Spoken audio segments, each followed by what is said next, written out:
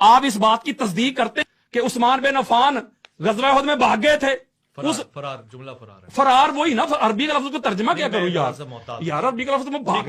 اچھا فرار عربی کا لفظ کو ترجمہ کیا کروں؟ نہیں آپ فرار ہی کہتے ہیں تو فرار بھاگنا ہی ہوگا نا، بھاگ گئے تھے، تشریف لے گئے تھے. ہاں جی تشریف لے گئے. وہاں تشریف لکھا ہی نہیں، تشریف کچھ دشمنوں کی طرف کی تھی. انہیں نہیں لکھا. میں قرآن میں بتاؤں گا تشریف دشمنوں کی طرف کی تھی. عبارت پڑھ دیں، عبارت پڑھ دیں. وہ پڑھ رہا ہوں. انہوں نے کہا جب انہوں نے پوچھا نا کہ وہ حضرت میں احتجاج وہ کروں، بھاگ یہ گئے تھے. تشریف دشمنوں کی طرف کی تھی، یہ غلط بات ہے.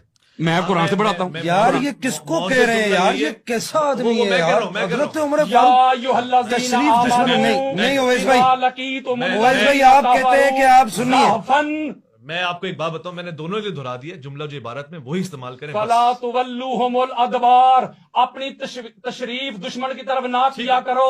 میں قرآن دے رہا ہوں یار یہ بے ادبی ہے یار. ادبار فلا تولوا ادبار، تو قرآن پہ فتویٰ فلا تولوا. یار بھائی آپ قرآن کا ترجمہ کرتے ہوئے آپ تصویر کو دوبر کسے کہتے ہیں؟ دوبر واٹ از دی اویس بھائی بات آگے نہیں چلے گی. آگے بات کسے کہتے ہیں؟ آگے بڑھیں، آگے دوبر کسے کہتے بارے میں ہیں؟ یہ کیا طریقہ ہے یار؟ میں جو لکھ میں نے اچھا جب انہوں نے عبداللہ بن عمر سے پوچھا، آپ عربی بھی پڑھ دیں گے کافی ہے. وہ انہوں نے پوچھا کہ آپ وہ کیا وہ بھاگ گئے تھے؟ انہوں نے کہا نام، ہاں وہ بھاگ گئے تھے. آگے چل کے انہوں نے کہا کہ بے شک اللہ نے ان کو معاف کر دیا ہے.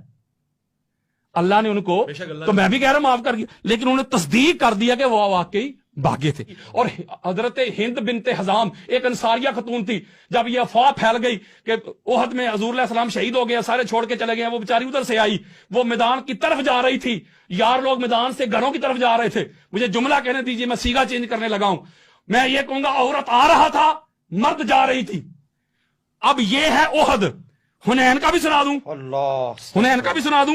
اب فیصلہ کر پا رہا یار ہوں. شیعوں کے ساتھ بیٹھ بیٹھ میں لعنت بھیجتا ہوں اگر کسی بندے کا یہ عقیدہ جو قرآن میں لکھا ہے میں وہ نہ پڑھوں. یار بھائی قرآن اب حنین پہ آ جاتے ہیں. آپ کا ٹائم ربانی صاحب میری بات سنیں نا ایک منٹ میرا، میں یہ آخری میں یہ غزوہ حنین سے آ جائے.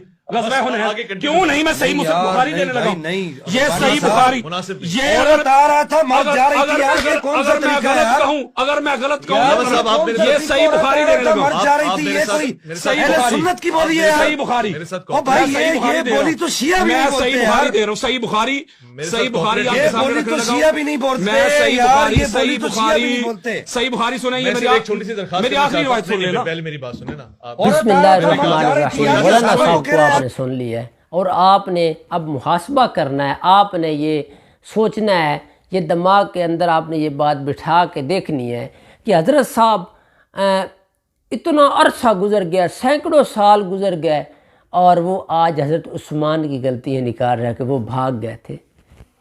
کیسے بے وقوف اور جاہل لوگ جو اس ممبر کی زینت بن چکے ہیں، ممبر رسول کے اوپر بیٹھنے والے جھوٹ کی علامت بن چکے ہیں، اور وہاں پہ جھوٹ بولی جا رہے ہیں. ان کو اتنا بھی نہیں پتہ کہ میں کس کے بارے میں کیسے بات کر رہا ہوں.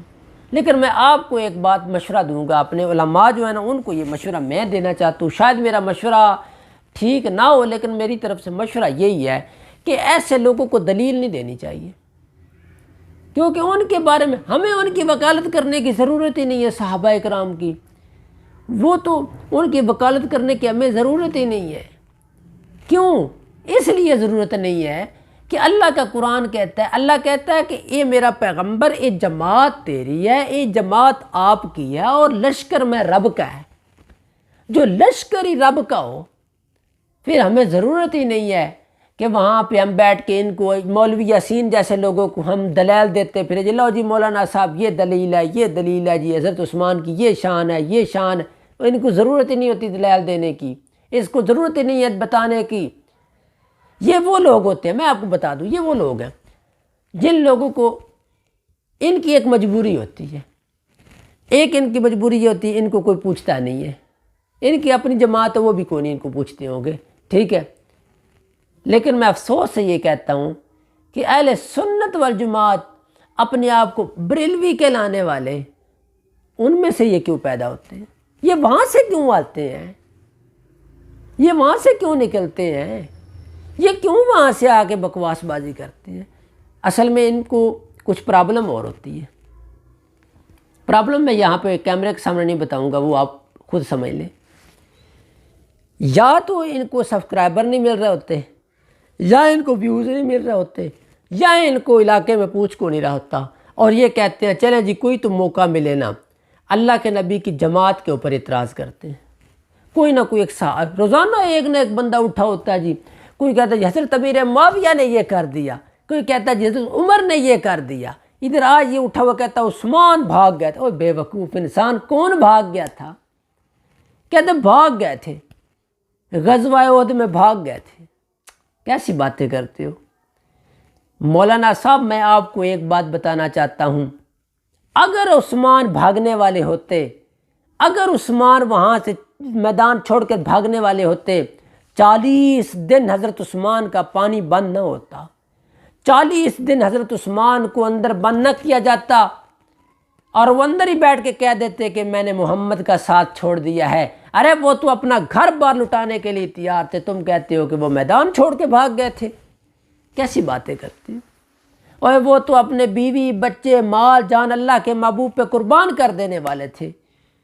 وہ تو گھر میں کچھ بھی نہیں چھوڑتے تھے، اللہ کے محبوب کی آواز پہ لبیک کہتے ہوئے دوڑ پڑتے تھے. نہ فکر کی تھی باپ کی، نہ فکر کی بہنوں کی، نہ بھائیوں کی، نہ بیوی کی، نہ بچوں کی، کسی کی فکر نہیں کرتے تھے. سب کچھ چھوڑ کے اللہ کے محبوب کے قدموں میں آ کے نچھاور کر دیا کرتے تھے. تم کہتے ہو وہ بھاگ گئے تھے. اور کون؟ عثمان، جس کے بارے میں پیارے محبوب صلی اللہ علیہ وآلہ وسلم فرماتے ہیں کہ عثمان تو اس سے آسمان کے فرشتے بھی حیا کرتے ہیں. کون عثمان؟ عثمان وہ ہے جو گھر کے اندر غسل خانے کے اندر ننگے نہیں نہایا کرتے تھے. اتنا شرم و حیا کا پیکر عثمان. اور عثمان وہ ہے جس کے گھر میں اللہ کے پیارے محبوب کی 2 صاحبزادیاں تھیں، 2 صاحبزادیاں. مجھے کوئی ضرورت نہیں آپ کو بتانے کی حضرت عثمان کی یہ شان ہے، اس طرح شان زیادہ ہے، اس طرح شان زیادہ نہیں، مجھے ضرورت نہیں ہے. کیوں؟ حضرت عثمان کی شان مجھے بتانے کی ضرورت نہیں ہے. وہ تو رب کے قرآن نے 1400 سال پہلے ہی بتا دیا تھا کہ حضرت عثمان کی شان کیا ہے. وہ تو اللہ کی کتاب نے پہلے واضح کر دیا ہے کہ ان لوگوں کی عظمت کیا ہے، ان لوگوں کا مقام کیا ہے، ان لوگوں کی شان کیا ہے. ان لوگوں کے آگے وہ تو وہ لوگ تھے جو جنگل کے اندر جایا کرتے تھے تو وہاں پہ جنگل کے درندے جو ہوتے تھے وہ بھی رستہ چھوڑ جایا کرتے تھے. وہ تو وہ لوگ تھے. آج یہ سینکڑوں سال بعد آنے والا، 1400 سال بعد آنے والا ملا اور اپنے آپ کو مولوی کہلوانے والا جائے آگے کہتا ہے کہ عثمان بھاگ گئے تھے. کیسی باتیں کرتے ہو؟ ذرا سوچو. اپنی قبر کو کالی مت کر مولانا، اپنی قبر کو کالا نہ کر. وہ بھاگنے والے نہیں تھے، وہ تو زندہ دلیر انسان تھے. وہ تو میدان کے اندر قربان ہو جانے والے انسان تھے. تیرا تو ایمان ہی کچھ نہیں، تو نکتے چینی نکالنے پہ صرف لگا ہوا ہے.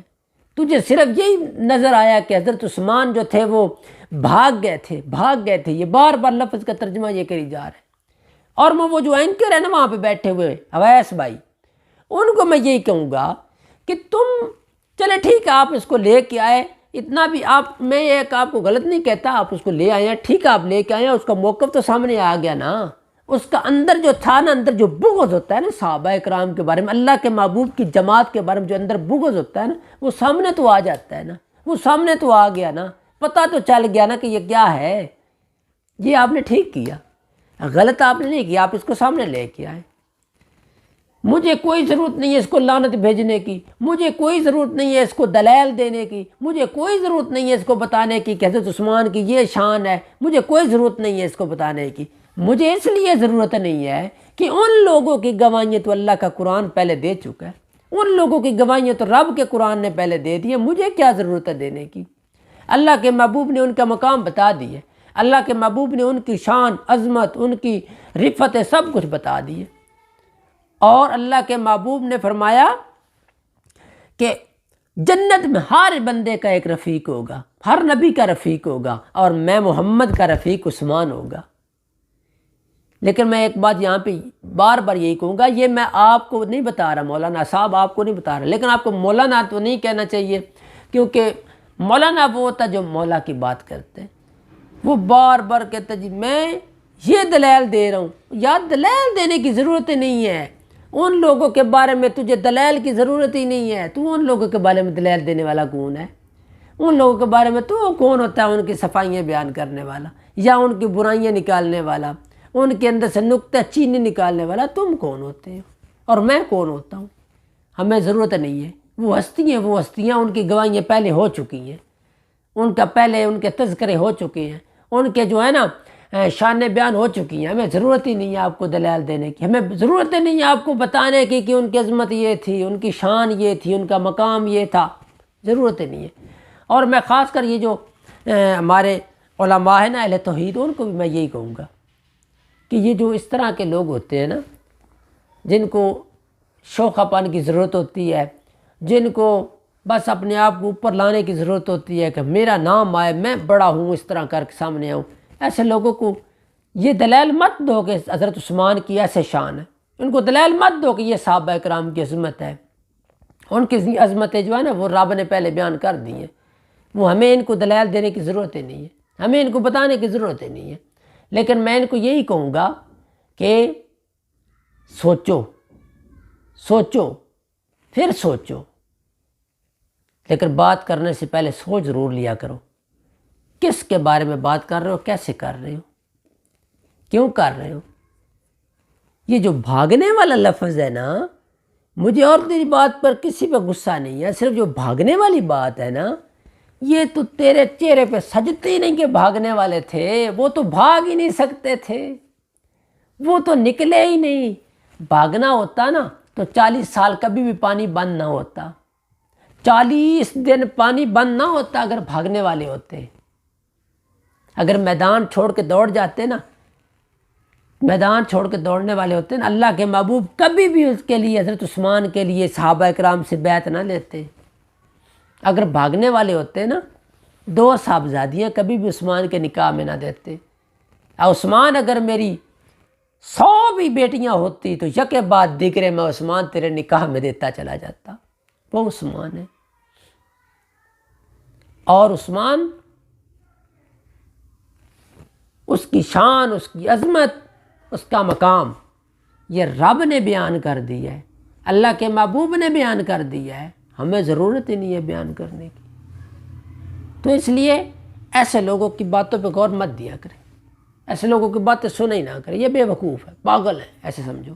ان کو پتہ ہی نہیں ہے. یہ تاریخ کی کتابیں لے کے آتے ہیں، میں نے تاریخ میں یہ پڑھا ہے. اور تاریخ جتنے بھی پڑھو گے، یہ تاریخ ہے، یہ اندھیرا ہے. اس کے اندر کبھی بھی روشنی نہیں ملے گی. اگر روشنی ملے گی تو اللہ کے قرآن سے ملے گی. روشنی لینی ہے تو اللہ کی قرآن سے ملے گی، اللہ کی کتاب سے ملے گی. تاریخ کی کتابوں سے کبھی بھی روشنی نہیں ملے گی. آج کا مولوی تاریخ کی کتابیں لا کے کہتا ہے میں علمی کتابی ہوں، میں علمی کتابی ہوں. لو جی، کتابوں کا میرے پاس علم ہے، لیکن نہیں علم تو رب کے قرآن کا علم نہیں ہے. رب کے قرآن کا علم ہوگا تو یہی محمد کی زبان ہے، میرے پیارے پیغمبر کی یہی زبان ہے. اگر یہ زبان تیرے اندر نہیں آئی، رب کا قرآن تیرے اندر نہیں آیا، جو مرضی کرتا پھر جدھر مرضی جا، تجھے کوئی روکے کوئی ٹوکے ضرورت ہی نہیں ہے مجھے.